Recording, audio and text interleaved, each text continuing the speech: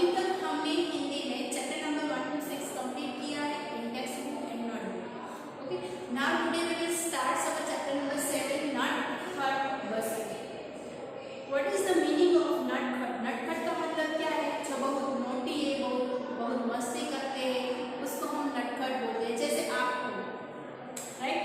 तो अभी तक हमने बसंत का मतलब है भेड़ का छोटा सा बच्चा, राइट? भेड़ का बच्चा, उसका नाम है बसंत। तो बसंत का मीनिंग आप वर्षा ऋतु या बसंत ऋतु ऐसा मत समझो। बसंत एक छोटे से भेड़ का बच्चे का नाम है, राइट? जो हमारी स्टोरी है, उस स्टोरी में ऐसी है कि भेड़ का बच्चा है, वो छोटा सा बच्चा है और अपनी माँ की बात नहीं सुन रहा है। तो उसका at the end of the result क्या है?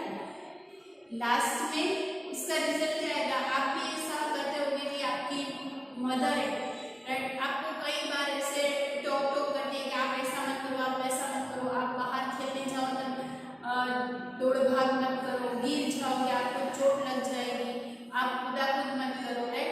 तो ऐसी सलाह आपको देती रहती है। क्यों देती रहती है? बिकॉज ऑफ आप गिर जाओगे तो आपको चोट आ सकती है, खून निकल सकता है, इसलिए आपकी मदर है वो आपको बोले। कई बार ऐसा भी हुआ है, मना करने के बाद भी आपने अगर ऐसा किया तो आपको चोट लग गई। हुआ है कि नहीं हुआ है, राइट? तो हमें हमेशा हमारी माँ की बात सुननी चाहिए, राइट? तो हमें स्टोरी में से यही सीख मिलती है, राइट? तो अभी जो स्टोरी है वो हम टेक्स्ट बुक के साथ देखेंगे, बट इसकी जो स्टोरी है मैं आपको एक्सप्लेन कर दूंगी, उसके बाद हम टेक्स्ट बुक देखेंगे कि एक भेड़ का छोटा सा बच्चा था। वो जंगल में भेड़ों के जितने भी बच्चे थे उन सब बच्चों में वो सबसे नटखट और चंचल बच्चा था, राइट? और उसकी एक बुरी आदत थी कि वो अकेला ही घूमता रहता था, किसी के साथ नहीं घूमता था। तो क्या होता था कि घना जंगल होता है, राइट?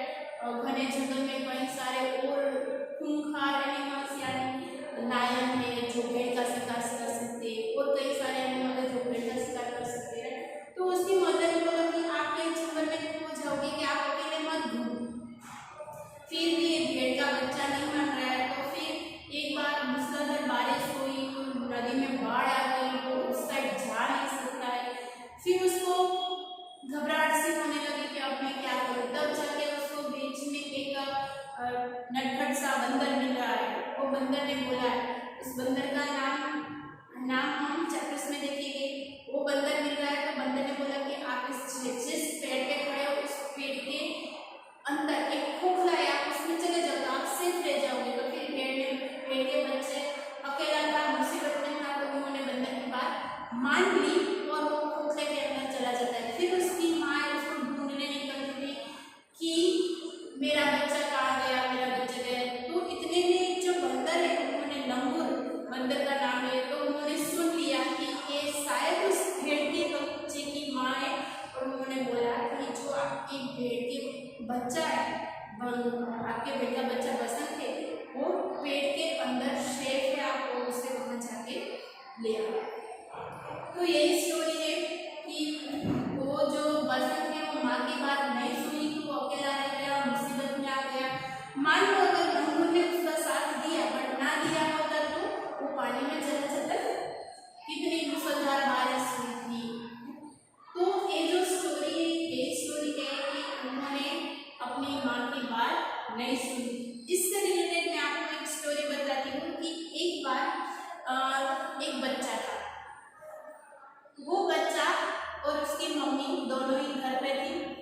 उसकी मम्मी को बाहर जाना था कुछ चीजें लाने के लिए। फिर उसकी मम्मा ने बोला कि मैं बाहर जा रही हूँ, आप अपना होमवर्क कर लेना, और होमवर्क करने के बाद आप मैंने यहाँ पे एक जार रखी है, उसमें से आप कुकीज ले लें।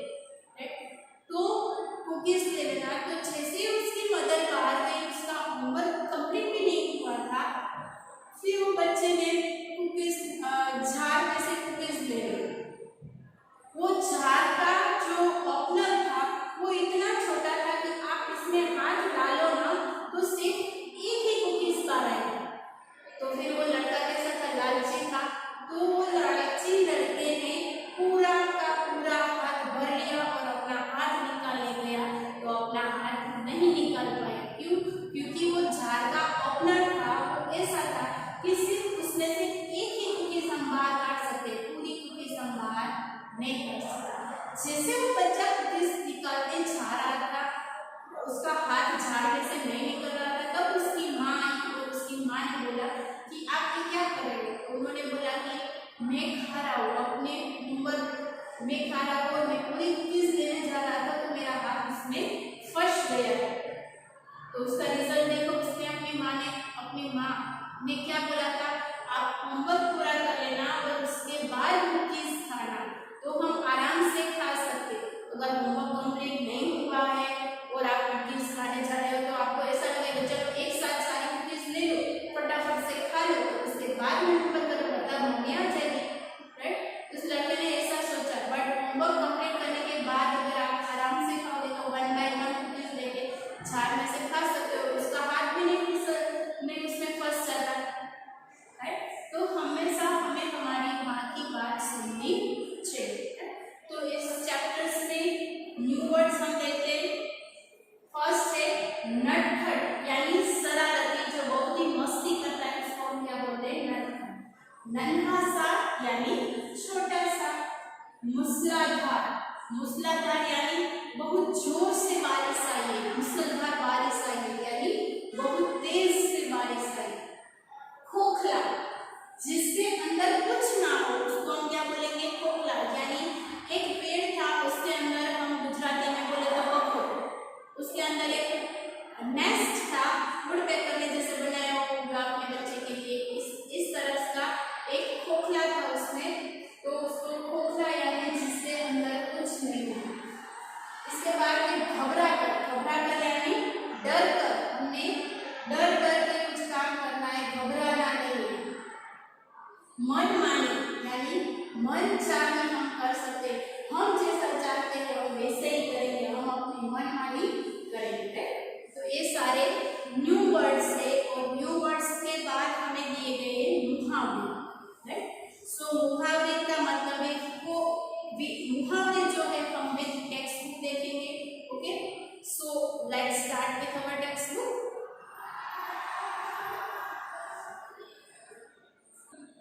हमारा चैप्टर है Natkhat Basant. So write down today's date. Today's date is 24 अगस्त। ओके, देन बसंत भेड़ का एक नन्हा सा बच्चा था। बस जंगल में भेड़ों के जितने भी बच्चे थे, बसंत उन सब में नटखट और चंचल था। यानी बसंत है वो किसका नाम था, भेड़ के बच्चे का नाम था। और जंगल में कई सारे भेड़ के बच्चे थे, लेकिन बसंत जैसा नटखट और चंचल कोई नहीं था। उसकी एक बुरी आदत थी कि वह किसी का कहा नहीं मानता था। उसकी क्या थी, एक बुरी आदत थी कि वो कभी किसी की बात सुनता नहीं था। अपनी माँ के बार बार मना करने पर भी वह जंगल में अकेले घूमने चला गया। इसकी माँ है वो उसको कई बार मना कर रही थी कि आपको जंगल में नहीं जाना है, नहीं जाना है, फिर भी वो अकेले घूमने चला जाता था। भेड़ ने बसंत को समझाया, तुम अभी छोटे हो, मेरे साथ रहा करो, मैं तुम्हें कूदना सिखाऊंगी। बसंत कुछ समय तक तो माँ के बात याद रखता, फिर भूल जाता। उसकी माँ ने क्या समझाया कि तुम बहुत छोटे हो, अभी तुम मेरे साथ साथ रहो तो मैं आपको खेलना कूदना सब सिखाऊंगी। बट बसंत को थोड़ी देर तक याद रहता था, उसके बाद वो भूल जाता और फिर शरारत करने लगता था। एक दिन बसंत भेड़ के साथ बाहर निकला। उसे नदी के उस पार हरी घास दिखाई दी। वह हरी घास का आनंद लेने लगा। अचानक आसमान में काले काले बादल छा गए और मूसलाधार बारिश होने लगी। बसंत डर के मारे रोने लगा। वह अपनी माँ को ढूंढने लगा। फिर एक बार क्या हुआ, हमें यहाँ पे पिक्चर्स में दिखाया गया है कि एक बार बसंत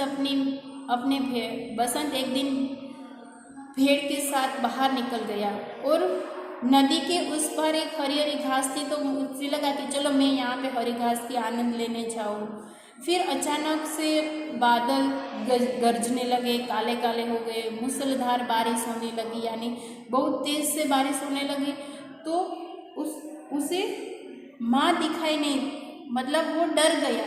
छोटा बच्चा है वो तो डर जाता है ना इतनी मूसलधार बारिश देख के, तो वो डर गया और इधर उधर देखने लगा, अपनी माँ को ढूंढने लगा और घबरा कर इधर उधर भागने लगा।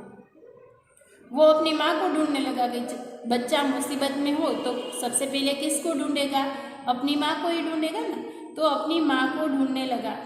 पास ही पेड़ पर एक लंगूर बैठा था।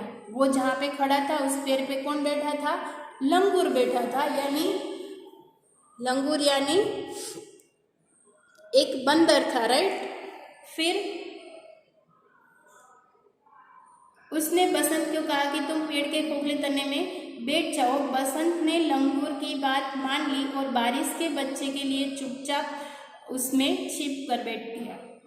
ये जो भेड़ था, भेड़ का बच्चा बसंत, उन्होंने लंगूर की बात मान ली और उन्होंने क्या बोला कि वो पेड़ का खोखला है ना, वहाँ पे अंदर छिप कर वो बैठ गया।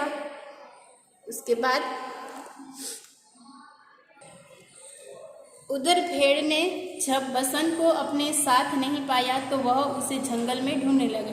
भेड़ भी अपने बच्चे को ढूंढने लगा। उसने जंगल का कोना कोना छान मारा पर बसंत का पता कहीं न चला। पूरा जंगल छान लिया, कोना कोना छान लिया, यानी पूरा जंगल देख लिया, राइट। कोना कोना छान लिया यानी पूरा सब जगह ढूंढ लिया, राइट। पर उसको अपना बच्चा बसंत है वो नहीं मिला। उसी समय लंगूर ने भेड़ को इधर उधर परेशान होते देखा तो उसने भेड़ से पूछा कि भेड़ बहन तुम इतनी परेशान क्यों हो। भेड़ ने कहा कि मेरा बसंत पता नहीं कहाँ चला गया है, मैं उसी को ढूंढ रही हूँ।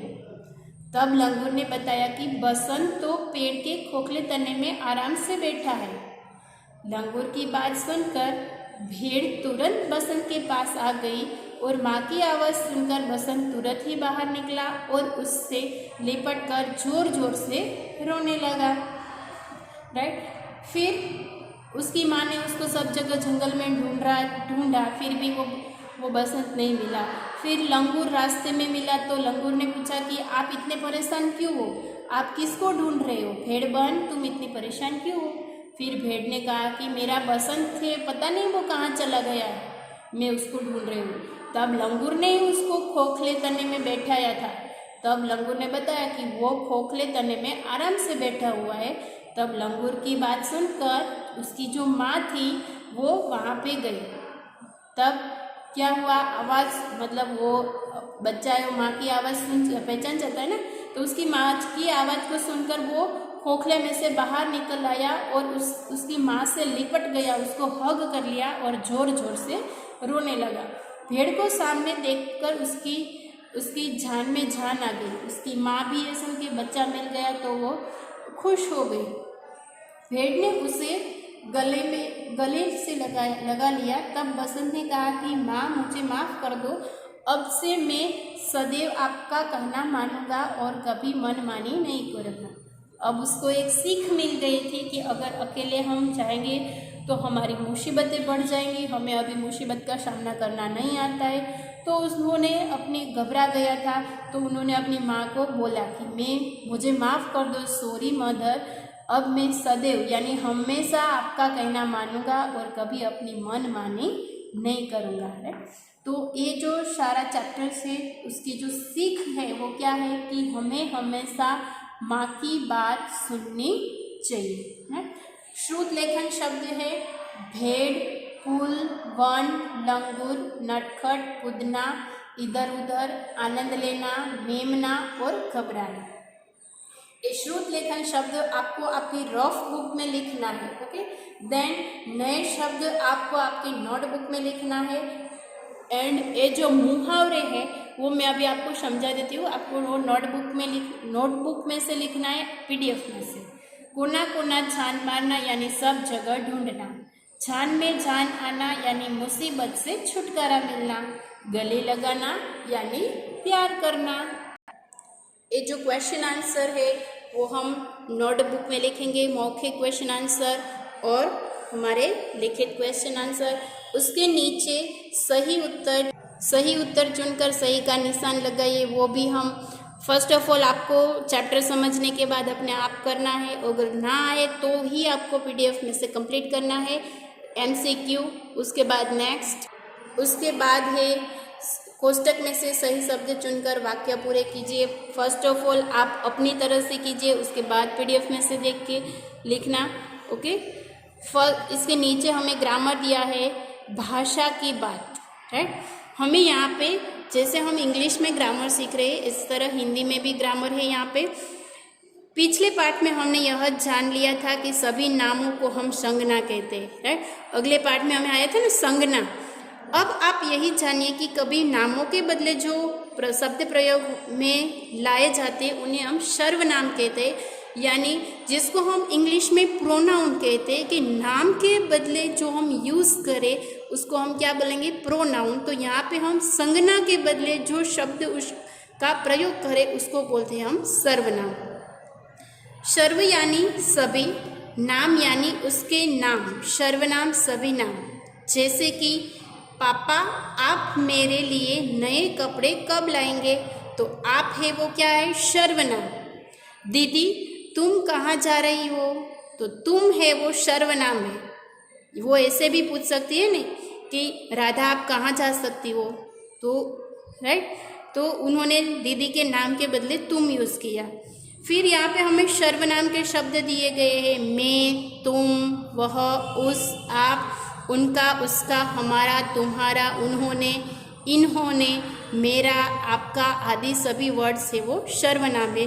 तो हमें यहाँ पे सब सेंटेंस दिए गए हैं, तो सेंटेंस में से सर्वनाम को ढूंढकर हमें यहाँ पे सर्कल करना है। जैसे ये सारे वर्ड्स हमें दिए वो पहले लर्न करने पड़ेंगे, उसके बाद हम रीड करेंगे तो हमें पता चलेगा कि इस सबको सर्वनाम कहते हैं। ओके, जो आपको सर्वनाम के जो सारे वर्ड्स हैं यहाँ पे दिए गए सारे वर्ड्स आपको लर्न करने। ओके, नेक्स्ट जोड़े बनाइए, यानी इधर तो उधर, दाएं बाएं, नीचे ऊपर। It's one type of opposite, बाहर अंदर, रात दिन, माता पिता, हक्का बक्का, आस पास, छोटा और बड़ा। नेक्स्ट है विलोम शब्द, आसमान, जमीन, काला, सफ़ेद, बाहर अंदर, छोटा और बड़ा। पर्यायवाची शब्द है, मतलब जिसका मीनिंग सेम हो रहा है उसको हम पर्यायवाची शब्द बोलते हैं। जंगल, वन और कानन, नदी, सरिता और तरंगिनी, आसमान, नभ और आकाश, बारिश, बरसात और वर्षा। वचन, एक वचन को हम बहुवचन में लगाएंगे। भेड़ तो भेड़े, लंगूर लंगूर, पेड़ तो पेड़, बच्चा बच्चे, भेड़ को यानी भेड़ों को, लंगूर से और लंगूरों से, पेड़ पर यानी पेड़ों पर, बच्चे को यानी बच्चे को। इन अनेक शब्दों के लिए एक शब्द लिखिए, यानी मुहा, एक शैतानी करने वाला उसको हम क्या बोलेंगे, शैतान। जंगल में रहने वाला जंगली, जिससे डर ना हो वो क्या कहलाएगा, निडर। और गांव में रहने वाला हम क्या बोलेंगे, ग्रामीण। यहाँ पे हमें सभी पक्षियों के नाम, सभी पक्षी दिए गए और उसके अंक दिए गए कि कौन से नंबर पे है। हमें यहाँ पे ढूंढना है और लिखना है। जैसे कि कछुआ है वो यहाँ पे 11वें स्थान पे है, तो हमें लिखना है 11। खरगोश है, चूहा, तो चूहा यहाँ पे कौन से स्थान पे है, 15वें स्थान पे, तो हमें यहाँ पे लिखना है 15। खरगोश, तो खरगोश को ढूंढना है, इसमें से ये रहा खरगोश। खरगोश कौन पे स्थान पे, 20वें स्थान पे, तो यहाँ पे 20 लिखना है। एक एक्टिविटीज़ है और इसके साथ साथ एक्टिविटी के साथ साथ हमें गिनती भी सीखने को मिल रही है। ओके, तो यहाँ पे हमारा chapter number 7 with text book exercise complete करते हैं। नोटबुक एक्सरसाइज आपको PDF में मिल जाएगी जो आपको कंप्लीट करना है। ओके, हिंदी में आज के लिए हमारा चैप्टर नंबर 7 यहाँ पे कंप्लीट करते हैं। Thank you, good bye.